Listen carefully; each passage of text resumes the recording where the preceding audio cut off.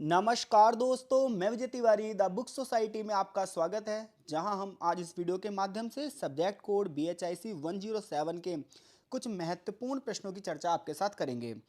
जैसा कि आप सभी जानते हो कि सब्जेक्ट कोड BHIC 107 का जो संबंध है वो हिस्ट्री ऑफ इंडिया यानी कि भारत के इतिहास से है, जहां सल्तनत कालीन इतिहास आपको पढ़ाया जाएगा।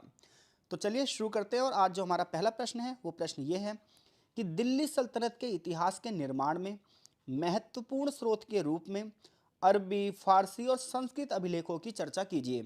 यानी कि अगर आपको दिल्ली सल्तनत के बारे में जानना है तो जो अरेबियन हिस्टोरिकल सोर्स हैं, जो फारसी हिस्टोरिकल सोर्स हैं और जो संस्कृत अभिलेख हैं, इनसे हमें दिल्ली सल्तनत के बारे में क्या पता चलता है, क्वेश्चन हमसे यह पूछ रहा है। तो चलिए आंसर की ओर चलते हैं। तो दिल्ली सल्तनत की बात करोगे तो सन 1206 से लेकर 1526 तक का जो इतिहास है ये सल्तनत कालीन इतिहास कहलाता है। इस इतिहास से हमें उस समय के शासकों के बारे में पता चलता है, उन शासकों के किन राजाओं के साथ संघर्ष थे यह पता चलता है, और किस तरीके का कल्चर था यह पता चलता है। तो अरबी जो इतिहास रहा है, फारसी जो इतिहास रहा है और जो संस्कृत इतिहास रहा है, इससे हमें दिल्ली सल्तनत की राजनीतिक व्यवस्था के बारे में पता चलता है, सामाजिक व्यवस्था के बारे में पता चलता है और सांस्कृतिक व्यवस्था को समझने में मदद मिलती है। तो अगर आप दिल्ली सल्तनत काल का जो इतिहास है उसे पढ़ते हो तो उस समय की सामाजिक, आर्थिक और राजनीतिक व्यवस्था कैसी थी, ये तमाम चीज़ें आपको पता चलती हैं। अब हम बात कर रहे हैं अरबी और फारसी अभिलेखों की। तो देखिए, तो अरबी और फारसी भाषा में लिखी गई जो त्वारीख हैं, ये त्वारीख जो हैं इन्हें इतिहास की किताबें बोलते हैं। ये दिल्ली सल्तनत के इतिहास का प्रमुख स्रोत हैं। तो अगर आप अरबी और फारसी ऐतिहासिक स्रोतों की बात करोगे तो उसमें त्वारीख का एक बहुत बड़ा योगदान है। त्वारीख का मतलब होता है इतिहास की किताबें। इनमें से कुछ प्रमुख लेखक रहे हैं, जैसे जियाउद्दीन बर्नी ने जो किताबें लिखी हैं, इब्न बतूता की जो किताब है रिहला, और अमीर खुसरो की जो किताबें हैं, इससे आपको सल्तनत काल के इतिहास के बारे में पता चलेगा। तो सल्तनत काल का एक प्रमुख जो स्रोत है, जो पहला हिस्टोरिकल सोर्स है, वो है त्वारीख, जो विभिन्न लेखकों के माध्यम से इतिहास रचा गया है, जिनमें सबसे बड़ा जो नाम है वो है जियारुद्दीन बर्नी, अमीर खुसरो और इब्न बतूता, जो कि एक बाहरी यात्री थे। इन तारीखों से आपको सल्तनत के शासकों के बारे में पता चलेगा, उनकी पॉलिसीज़ के बारे में पता चलेगा, उन्होंने किस क्षेत्रों को जीता ये पता चलेगा, उनका राजकोषीय व्यवस्था यानी कि कर सिस्टम कैसा था, कहाँ कहाँ से पैसा इकट्ठा किया जाता था ये पता चलेगा, और दरबार में कौन कौन सी गतिविधियाँ होती थी, इन सब के बारे में इन तारीखों से पता चलेगा। आगे हैं दस्तावेज और फरमान। तो देखो, फारसी में लिखे गए शाही फरमान है, फरमान मतलब होता है आदेश, जो प्रशासनिक दस्तावेज हैं, यानी कि प्रशासन चलाने के लिए जितने भी आदेश भेजे जाते थे, इन सब से हमें उस समय की शासन प्रणाली के बारे में पता चलता है और कानूनी व्यवस्था के बारे में भी जानकारी मिलती है। तो दस्तावेज और फरमान से आपको क्या पता चलता है, उस समय की लॉ एंड ऑर्डर कैसा था। इन दस्तावेजों से हमें शासन का ढांचा पता चलता है, टैक्स किस प्रकार से इकट्ठा किया जाता है, भूमि का डिस्ट्रीब्यूशन कैसे किया जाता था, डिसीजन कैसे लिए जाते थे, ये सारी चीज़ें हमें दस्तावेजों और फरमानों से पता चलती हैं। अमीर खुसरो की रचना जैसे तुगलकनामा अगर आप पढ़ते हैं, आशिका पढ़ते हैं, तो उस समय की सामाजिक और सांस्कृतिक जीवन के बारे में पता चलता है। इसी प्रकार से फारसी कविताएं, सूफी साहित्य से हमें कला और समाज के बारे में और धार्मिक प्रवृत्तियों के बारे में भी पता चलता है। अब हम संस्कृत शिलालेखों की बात करते हैं। अब तक तो हमने फारसी और अरबी की बात की है। तो संस्कृत जो शिलालेख हैं, ताम्रपत्र हैं, ये सल्तनत काल के स्थानीय प्रशासन के बारे में, मंदिर निर्माण के बारे में, भूमि अनुदान के बारे में पता चलता है। ये अभिलेख हमें हिंदू राजाओं और स्थानीय राजाओं के साथ सल्तनत काल के संबंध कैसे थे ये पता चलते हैं, यानी कि हिंदू राजा के और दिल्ली सल्तनत के जो शासक थे उनके आपस में संबंध कैसे थे, ये सारी चीज़ें हमें संस्कृत के अभिलेखों से पता चलती हैं। जैसे कि ज्योतिष, गणित और चिकित्सा पर बहुत सारी किताबें लिखी गई हैं इस दौरान, और इससे हमें यह भी पता चलता है कि सल्तनत काल में हिंदू और जो इस्लामी संस्कृतियाँ थीं इनके बीच में तालमेल था। निष्कर्ष कुल मिलाकर ये निकलता है कि अगर आप अरबी, फारसी और संस्कृत लेखों का अध्ययन करते हो तो इससे आपको सल्तनत काल के इतिहास की बारीकियां पता चलती हैं। इनसे सिर्फ हमें राजाओं के बारे में जानकारी नहीं मिलती है, उनकी पॉलिसीज़ के बारे में जानकारी नहीं मिलती है, बल्कि हमें उस समय की सोसाइटी के बारे में पता चलता है, कल्चर के बारे में पता चलता है, इकोनॉमी के बारे में पता चलता है और रिलीजन यानी कि धर्म के बारे में भी पता चलता है। तो इस समय की भारत की जो विविधताएँ हैं, उनकी जो गहराई हैं, ये सब हमें समझ में आती हैं। तो अगर एग्जामिनर क्वेश्चन आपसे पूछता है दिल्ली सल्तनत के ऐतिहासिक स्रोतों के बारे में बताइए, या दिल्ली सल्तनत के जो ऐतिहासिक स्रोत है उसमें अरबी, फारसी और संस्कृत स्रोतों का क्या योगदान है, तो मैं आशा करता हूं कि इस क्वेश्चन को आप बहुत अच्छे से कर दोगे। क्वेश्चन नंबर 2 की ओर चलते हैं। क्वेश्चन नंबर जो 2 है वो ये है कि विजयनगर साम्राज्य के अधीन स्थानीय प्रशासन की कार्य प्रणाली का उल्लेख कीजिए। यानी कि अगर आप कर्नाटक, आज के जो कर्नाटक वाला एरिया है, वहाँ पर पहले विजयनगर साम्राज्य था और वहाँ का एडमिनिस्ट्रेशन कैसे चलाया जाता था, प्रशासन कैसे चलाया जाता था, राजनीति कैसे की जाती थी उस क्षेत्र में, ये हमसे क्वेश्चन पूछ रहा है। तो जब आप विजयनगर साम्राज्य की बात करोगे तो 1336 में दो भाई हरिहर और बुक्का ने मिलकर इस साम्राज्य की नींव रखी थी। और यह क्षेत्र जो है वैसे तो 1646 यहाँ पर लिखा हुआ है, ठीक है। बाकी राक्षसी तागड़े का एक युद्ध हुआ था जिसे तालीकोटा का युद्ध कहते हैं 1565 में, उसके बाद इसका समापन हो चुका था। तो विजयनगर साम्राज्य की बात करोगे तो दक्षिण भारत का एक प्रमुख साम्राज्य है जो अपनी सैनिक शक्ति के लिए जाना जाता था, राजा कृष्णदेव राय के लिए जाना जाता था, अपने कल्चर के लिए जाना जाता था, अपने प्रशासन के लिए जाना जाता था। इस साम्राज्य का जो प्रशासनिक ढांचा था वो बहुत डेवलप था। इस क्षेत्र में प्रशासनिक ढांचे का कैसा था सुनो। तो देखो, सब जैसे मान लो ये पूरा का पूरा एरिया विजयनगर है, तो इस एरिया को छोटे छोटे मंडलों में बांटा गया था ताकि शासन अच्छे से चलाया जा सके। और फिर जो अंतिम इकाई थी गांव, जिन्हें नायडू कहा जाता था। तो इस तरीके से छोटे छोटे पार्ट कर रखे थे और हर क्षेत्र का एक अधिकारी होता था और वो अधिकारी हर क्षेत्र के लिए जिम्मेदार होता था। फिर वो अपनी रिपोर्ट आगे देता था और फिर रिपोर्ट राजा तक जाती थी। तो इस तरीके से ना प्रशासन बहुत अच्छे तरीके से फैला रखा था विजयनगर के राजाओं ने। तो देखिए, तो विजयनगर प्रशासन की पहली विशेषता है मंडल और नायडू। तो विजयनगर साम्राज्य की प्रशासनिक व्यवस्था को मंडल और नायडू में बांटा गया था। मंडल बड़े बड़े क्षेत्र थे और नायडू जो थे वो छोटे छोटे क्षेत्र थे। ग्राम प्रशासन सबसे छोटी इकाई थी जो गांव की सभा के माध्यम से चलाया जाता था। ये जो ग्राम सभाएं थी ये वहाँ की जो लोकल प्रॉब्लम्स होती थी उनको सॉल्व करती थी और गांव का जो डेवलपमेंट वाले कार्य होते थे उसको मैनेज करती थी। जैसे टैक्स इकट्ठा करना, सिंचाई की सुविधा देना, भूमि का बंटवारा, जो विवाद हैं उनको समाधान करना, ये सारे कार्य जो है ग्राम सभा ही करती थी।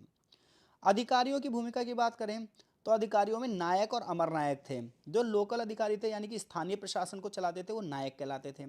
बड़े बड़े अधिकारियों को यानी कि जो सैनिक कमांडर थे उन्हें अमर नायक कहा जाता था। इसके अलावा हमें कुलकर्णी और पटवारी जैसे अधिकारियों के बारे में पता चलता है जो भूमि से संबंधित काम करते थे। तो क्वेश्चन हमसे ये पूछता है कि विजयनगर के राजा अपना प्रशासन कैसे चलाते थे। तो बहुत सारे अधिकारी वर्ग के साथ मिलकर ये शासन चलाया जाता था। विजयनगर में कर की जो व्यवस्था थी वो कृषि पर निर्भर थी। इसके अलावा व्यापार, उद्योग और शिल्प कर भी लगाए जाते थे। जल प्रबंधन की अगर हम बात करें तो विजयनगर जो क्षेत्र था ये तुंगभद्रा और कृष्णा नदी के आसपास था। तो वहाँ से बड़े पैमाने पर जो है जल की व्यवस्था की जाती थी। सैनिक व्यवस्था की बात करोगे तो लगातार इनके युद्ध होते रहते थे। बहमनी साम्राज्य थे, अहमदनगर से, बीजानगर से, गोलकुंडा से। तो इसलिए ये अपनी मजबूत सेना भी रखते थे ताकि हमेशा युद्ध के लिए तैयार रखा जा सके। तो इस प्रकार से विजयनगर साम्राज्य की जो स्थानीय प्रशासनिक प्रणाली है इसने इसे स्थिर रखा है और मजबूत बनाने में एक महत्वपूर्ण भूमिका अदा की है। आशा है कि अगर ये क्वेश्चन आया तो आप डेफिनेटली कर देंगे। अगला क्वेश्चन है हमारा, दिल्ली सुल्तानों की भू राजस्व नीति का वर्णन कीजिए। यानी कि जो दिल्ली के सुल्तान थे, दिल्ली के जो राजा थे, उन्होंने भूमि पर किस किस प्रकार से कर लगाए और उन करों को इकट्ठा करने के लिए कौन कौन से अधिकारी रखे, ये क्वेश्चन आपसे पूछ रहा है। तो दिल्ली सल्तनत की बात करें तो सबसे प्रमुख पहलू था उसकी भू राजस्व नीति। पूरा का पूरा जो क्षेत्र था वहाँ के राजाओं ने बहुत सारे सुधार किए थे। भूमि को अलग अलग कैटेगरी में बांटा था। जिस भूमि की प्रोडक्टिविटी ज़्यादा थी, उत्पादकता ज़्यादा थी, उनसे अलग प्रकार का कर वसूला जाता था। जहाँ की उत्पादकता कम थी वहाँ से अलग कर वसूला जाता था। तो अगर हम दिल्ली सल्तनत के दौरान भू राजस्व नीति की बात करेंगे तो सबसे पहले भूमि का वर्गीकरण किया गया था। भूमि को अलग अलग हिस्सों में बांटा गया था। भूमि को उनकी उत्पादन क्षमता के आधार पर अलग अलग हिस्सों में बांटा गया था और इसी हिसाब से वहाँ से राजस्व यानी कि कर इकट्ठा किया जाता था।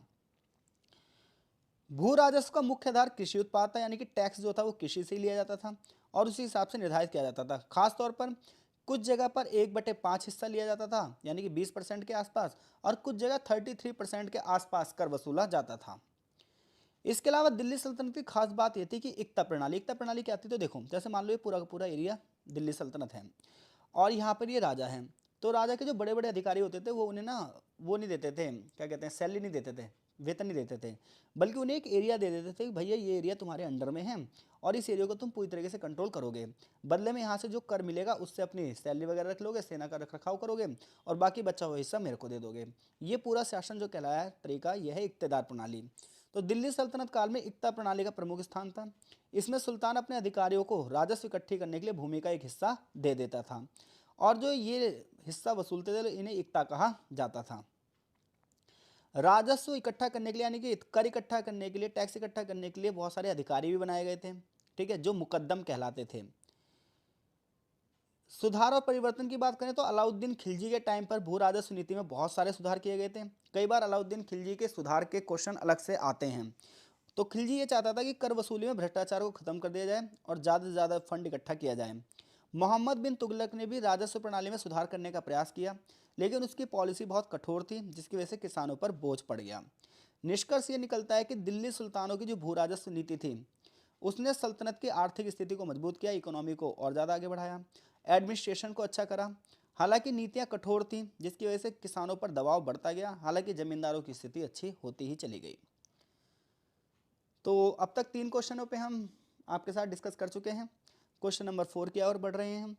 क्वेश्चन नंबर जो 4 है हमारा, वो क्वेश्चन ये है कि उत्तर भारत के प्रमुख एकेश्वरवादी आंदोलन और उनकी विशेषताओं का वर्णन कीजिए।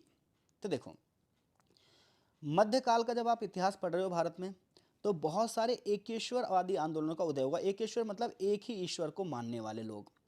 तो आपको पता ही है, भारत एक विविधताओं भरा देश है। यहाँ विभिन्न धर्मों के लोग रहते हैं और अलग अलग व्यक्ति अलग अलग इष्ट देवों की पूजा करता है। तो यहाँ पर जो एकेश्वरवादी आंदोलन हुए, ये आंदोलन इसलिए हुए ताकि धार्मिक जो कट्टरता है उन्हें खत्म किया जा सके, अंधविश्वासों को खत्म किया जा सके, और समाज में जो असमानता है, ब्राह्मण क्षत्रिय वैश्य शूद्र, इन असमानताओं को खत्म किया जा सके। उन्होंने एक ईश्वर की उपासना पर बल दिया और एकता, समानता और भाईचारे के संदेश फैलाया। कुछ मुख्य एकेश्वरवादी आंदोलन रहे, जैसे अगर आप बात करें संत कबीर की, रविदास जी की, तुकाराम जी की, सूरदास जी की, तो इन लोगों ने सामाजिक और धार्मिक असमानता के विरोध में एकेश्वरवाद प्रचार किया। इन्होंने मूर्ति पूजा और जाति व्यवस्था की आलोचना करी, प्रेम और भक्ति के माध्यम से ईश्वर की आराधना की बात करी। इन्होंने कहा आप जब मन करे तब नाम जप लो, ईश्वर उसी से खुश हो जाएंगे। इन्होंने जो स्थानीय भाषाएं थी उसमें चीज़ें लिखी हैं ताकि आम जनता तक संदेश पहुंचाया जा सके। तो देखो, दूर दूर तक संदेश जब भी पहुंचता है, बात आती है लैंग्वेज की। आप उस लैंग्वेज में बात कर रहे हैं, उस लैंग्वेज में अपने संदेश दे रहे हैं, जो जनता समझती है, तो जनता धीरे धीरे करके आपकी ओर और आगे बढ़ती है। सूफी आंदोलन की बात करें तो सूफी आंदोलन जो थे उसमें ख्वाजा मुहिद्दीन चिश्ती, निज़ामुद्दीन औलिया, बाबा फरीद जैसे संत थे, जिन्होंने सूफीवाद के माध्यम से इस्लाम का प्रचार प्रसार किया। इन्होंने कहा कि भाई अगर हमें अल्लाह को प्राप्त करना है तो प्रेम और भक्ति के माध्यम से हम संबंध स्थापित करेंगे। इन्होंने भी धार्मिक सहिष्णुता और ह्यूमैनिटी की बातें करी, समाज के सभी वर्गों को अपनाने की प्रवृत्ति करी, गीत और कव्वालियों के माध्यम से प्रेम के आधार पर अपने इष्ट को पूजा।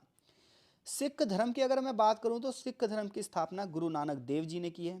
ठीक है, इन्होंने भी एक ईश्वर की उपासना पर बल दिया है, धार्मिक ग्रंथ गुरु ग्रंथ साहिब का अनुसरण किया है, समानता, सेवा और न्याय पर आधारित समाज की स्थापना की है, मूर्ति पूजा और अंधविश्वास का विरोध किया है। इन्होंने लंगर और सामूहिक सेवा की बात की है और मानव सेवा को सबसे बड़ी सेवा बताया है। तो एकेश्वरवादी जो आंदोलन है वो समाज में सुधार लेकर आना चाहते हैं, जातिवाद, धार्मिक कट्टरता, सामाजिक असमानता को खत्म करना चाहते हैं, भाईचारों को बढ़ावा देना चाहते हैं, यही इनका संदेश है। भक्ति और प्रेम के माध्यम से ईश्वर की प्राप्ति की बात करते हैं और लोक भाषाओं में शिक्षा दी गई है ताकि साधारण से साधारण जनता तक अपने संदेश पहुंचा सकें। निष्कर्ष ये निकलता है कि उत्तर भारत के जो एकेश्वरवादी आंदोलन हैं, इन्होंने धार्मिक और सामाजिक सुधार की दिशा में एक बहुत बड़ा योगदान दिया है। इन आंदोलन से लोगों में एकता की भावना का विकास हुआ है, समानता और टॉलरेंस की भावना का विकास हुआ है। इन्होंने कहा हर धर्म का सार सिर्फ प्रेम और भक्ति है और इसी के माध्यम से ईश्वर को प्राप्त करने की बात की जानी चाहिए। इन लोगों के जो विचार हैं आज भी महत्वपूर्ण हैं, आज भी प्रेरणादायक बने हुए हैं।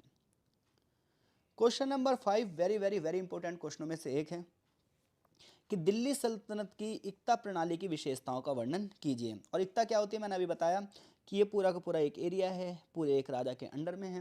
राजा अपने बड़े बड़े अधिकारियों को वेतन नहीं देगा, बल्कि एक एरिया दे देगा और वो कहेगा कि इस पूरे एरिया को आप कंट्रोल करोगे, यहाँ से टैक्स इकट्ठा करोगे, अपनी सेना को मजबूत करोगे, अपने एरिया को मजबूत करोगे, और जो एक्स्ट्रा पैसा आएगा वो आप राजा को दोगे। ये पूरा का पूरा सिस्टम इक्ता सिस्टम है। तो दिल्ली सल्तनत के दौरान इक्ता प्रणाली एक महत्वपूर्ण राजस्व संग्रह व्यवस्था थी। यह प्रणाली सल्तनत के राजस्व प्रशासन की रीढ़ थी, बैकबोन थी। इस प्रणाली का उद्देश्य था कि टैक्स तो इकट्ठा किया ही किया जाए और उस पूरे एरिया को कंट्रोल में भी रखा जा सके। विशेषताएं क्या थी? इसकी विशेषता ये थी, सबसे पहले भूमि का अनुदान दिया जाता था। तो इक्ता प्रणाली के तहत भूमि को इक्ता कहा जाता था और जो इस पूरे सिस्टम को चलाता था वो होता था इक्तेदार। इक्ता का उद्देश्य यह था कि भूमि से राजस्व इकट्ठा किया जाए और उस एरिया को प्रशासनिक दृष्टि से ही मैनेज किया जा सके। इक्ता धारक को मुक्ति या इक्ता धारक कहा जाता था उसे भूमि से टैक्स इकट्ठे करने की जिम्मेदारी दी जाती थी और ये भी कहा जाता था कि वो प्रशासन को चलाए और उस एरिया की सुरक्षा की जिम्मेदारी भी मुख्ती या इक्तेदार की होती थी। इक्तेदार को उसकी सेवाओं के बदले वेतन नहीं दिया जाता था, बल्कि भूमि से जो टैक्स इकट्ठा करता था उसका एक हिस्सा अपने वेतन के रूप में रख लेता था। इक्तेदारी प्रणाली की अगली बात थी राजस्व संग्रह। कृषि से उपज से कर वसूला जाता था और अर्थव्यवस्था को मजबूत किया जाता था। इक्तेदार केवल ये नहीं है कि पैसा ही इकट्ठा करेगा, बल्कि उस क्षेत्र की कानून व्यवस्था भी उसी के अंडर में रहेगी। सैनिकों की भर्ती का कार्य भी उसे ही सौंपा जाएगा। यानी कि एक तरीके से उस एरिया का वो एक छोटा सा राजा बन गया, एक तरीके से ये मान के चलो। हालांकि इक्तेदार को बहुत सारे अधिकार दिए गए हैं, लेकिन ये सुल्तान के अंडर में ही रहेगा। सुल्तान से ऊपर ये नहीं है। सुल्तान चाहे तो किसी भी इक्तेदारी की इक्ता छीन सकता है और किसी और को भी ट्रांसफर कर सकता है। निष्कर्ष ये निकलता है कि दिल्ली सल्तनत की जो इक्ता प्रणाली थी, इसने सल्तनत के एडमिनिस्ट्रेशन को अच्छा किया, इकोनॉमी को अच्छा किया। इसने सुल्तानों को एक बड़े राज्य पर प्रभावी नियंत्रण बनाने में स्थापित की। हालांकि आगे चलकर करप्शन बहुत ज़्यादा बढ़ गया था, शोषण बढ़ गया था। बहुत सारे इक्तेदारों ने अपने आप को स्वतंत्र घोषित कर दिया था, विद्रोह कर दिया था, जिसकी वजह से दिल्ली सल्तनत को थोड़ा सा नुकसान पहुंचा था। तो अब तक हम 5 क्वेश्चनों को आपके साथ डिस्कस कर चुके हैं। क्वेश्चन नंबर 6 को इस वीडियो के पार्ट 2 में चर्चा करेंगे, जहां हमारा क्वेश्चन नंबर 6 होगा, दिल्ली सुल्तानों की दक्खन नीति पर टिप्पणी कीजिए। तो कमेंट बॉक्स में अपनी प्रतिक्रिया जरूर दें। मिलते हैं आपसे पार्ट 2 में।